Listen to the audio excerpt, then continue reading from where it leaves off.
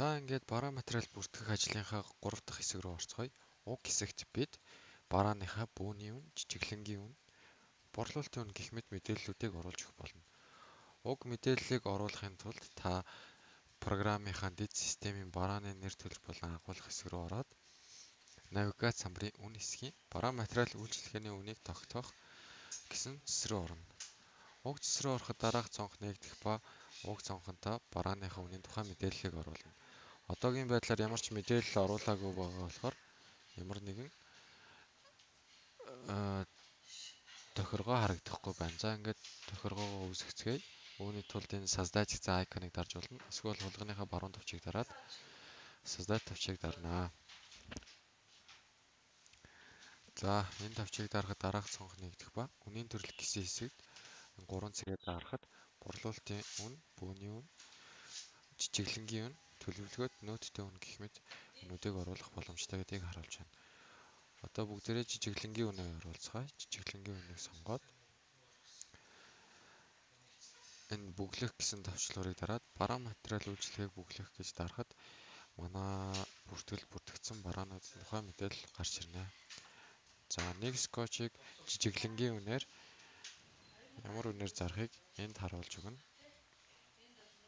Скотчны жижиглэнгийн үн 1500 төгрөг гэж оруулъя. За дараагийн бараа маань нийслэл пив байгаа. Нийслэл пивны жижиглэнгийн үн 3500. Ажлын бэлгийн жижиглэнгийн үн нь 1200-ыг оруулъя. 1 литр бензин борлуулахар бол бензиний борлуулалтын үн маань 1850 гэд оруулъя. За ингээд тохиргоогоо хийж дуусаад хадгалах товчоо дарахад бидний оруулсан үнийн тухай мэдээлэл програмд бүртгэгдэж байна. За бөөний үнийг оруулж үзье. Үүний тулд ялгаагүй создать товчоо дарж болно. Эсвэл хулгайныхаа баруун товчийг дараад создать буй үүсгэхийг сонгоод үнийн төрөл дээр бөөний үн гэж сонгоно. Бөөний үн. Ингээд түрүүнийхтэй хүмүүн шитгэн бүглэх товчоо дарахад манай бараа материалууд орж ирж байна. Одоо ингээд скотчныхоо бөөний үнийг 1000 төгрөг, пивний бөөний үн 2000-г оруулъя. Бэлэний бөөний үн 900 төгрөг. 1 литр бензин борлуулах бөөний үн 1500 төгрөг гэд оруулъя. Энэ мэтчлэн мэдээллээ оруулаад хадгалах боломжтой.